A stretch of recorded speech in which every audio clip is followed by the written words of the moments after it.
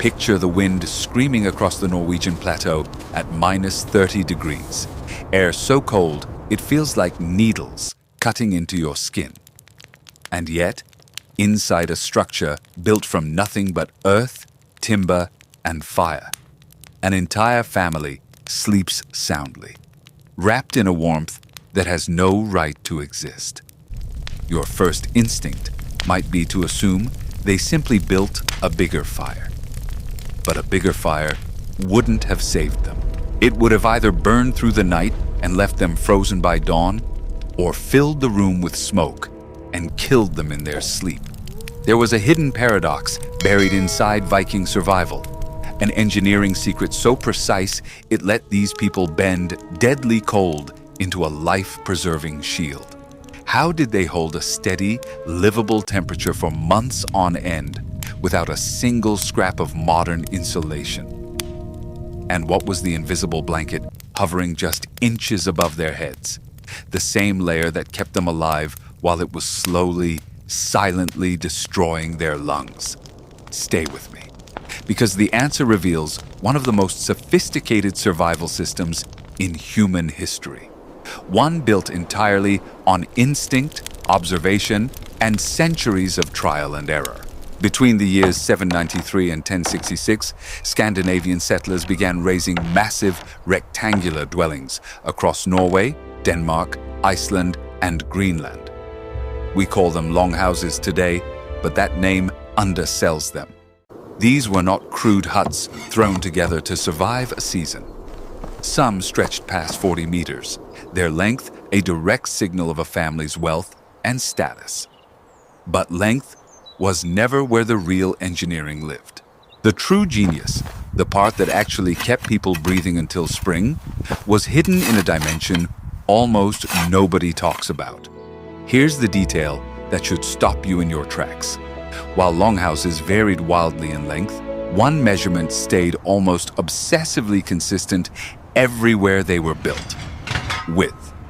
Nearly every longhouse ever excavated falls between 5 and 7 meters wide. That's not an accident, and it's not a lack of imagination. It's physics. A narrower structure means far less exterior surface area exposed to the cold relative to the volume of air trapped inside. Less surface, less heat escaping. That simple ratio meant a single fire burning at the center could push warmth all the way to the outer walls and actually hold it there. The Vikings had no formal understanding of thermodynamics, no textbooks, no equations. What they had was something better. Generations of dead ends and near misses that eventually converged on the right number. They built long for status. They built narrow for survival. And in doing so, they created something closer to a machine than a home, a structure engineered to capture heat, store it, and release it slowly, hour after freezing hour. But before any of that heat could be trapped, it first had to survive the outer walls. And that was its own battle. The walls faced a relentless assault, months of sub-freezing temperatures with no real reprieve. In timber-rich regions like Norway and Denmark, builders used thick planks and heavy logs set on low stone foundations. And then came a step that sounds almost like alchemy. They deliberately charred the wood. This wasn't damage, it was strategy. Controlled burning carbonized the outer layer of the timber, hardening it and making it dramatically more resistant to rot. The one enemy that could quietly destroy a structure no fire or cold ever could. That single technique bought the house decades of extra life against the relentless Scandinavian damp. Iceland told a different story. The island's stunted birch trees couldn't supply the heavy timber needed for walls like these, so the settlers adapted, or they didn't survive at all. They turned to turf, stacking massive blocks of earth and living grass on stone foundations, using wood only sparingly as a light internal frame. These turf walls weren't just thick. They were alive with millions of tiny trapped air pockets that slowed heat from ever leaking through. Engineers today would call this thermal inertia. In practice, it meant the interior could plunge into a killing cold outside, and the house itself would take hours to feel it. The wall wasn't just blocking wind. It was holding warmth the way a held breath holds air. The roof carried that same logic upward. Timber regions used overlapping wooden shingles, while treeless Iceland extended the turf all the way to the ridgeline, until the entire longhouse looked less like a building and more like a low earthen mound rising out of the landscape, with only a doorway and a single smoke hole breaking the surface. Inside, the floor was packed earth, sometimes dusted with ash to pull moisture and odor out of the air. But none of this, the walls, the roof, the careful materials, meant anything without the true heart of the house. A long, narrow fire pit called the Langelda. This wasn't just a fire. It was a battery. Flat stones were carefully chosen and laid beneath and around the flames. And because stone absorbs heat slowly, but holds onto it for a very long time, those stones would climb to temperatures far beyond the surrounding air. When the fire was banked down for the night, smothered under ash for safety, the stones kept working in silence, radiating a slow, steady heat through the darkest hours. Families didn't need to wake and feed the flames every few hours. They slept straight through and woke to a hall that was still warm to the touch. Archaeologists find the proof of this constantly. Hearthstones pulled from these sites are smooth, polished, almost glassy in places, worn down by centuries of relentless thermal stress.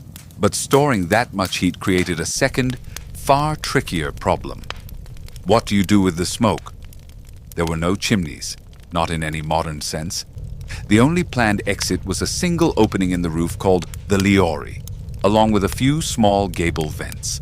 As the fire burned, hot gas rose naturally, less dense than the cooler air around it, and formed a thick, visible layer of smoke just beneath the roofline.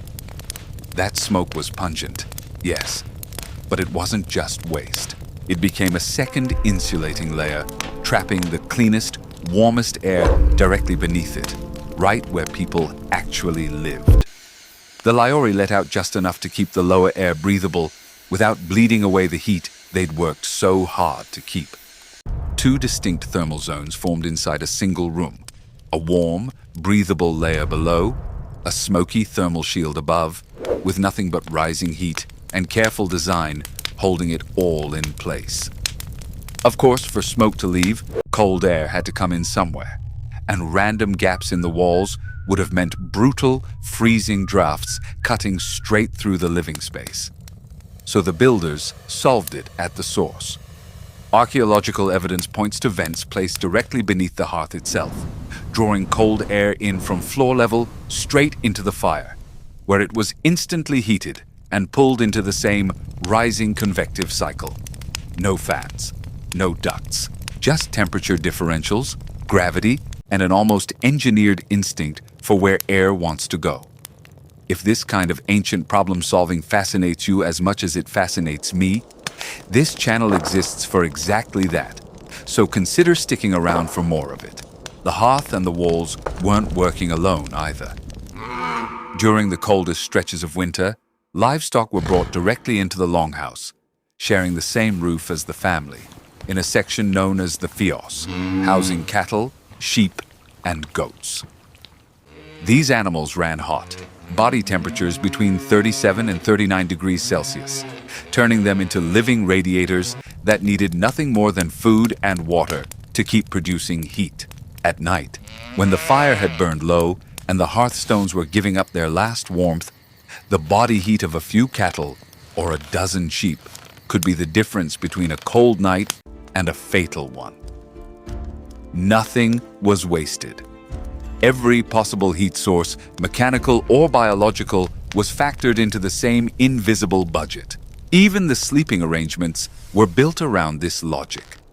Raised wooden platforms called palar lined the inner walls, serving as beds, seats, and storage all at once.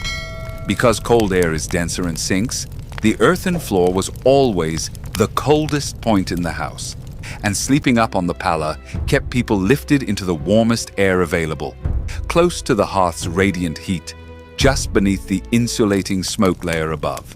The house wasn't evenly warm. It was warmest exactly where survival demanded it be.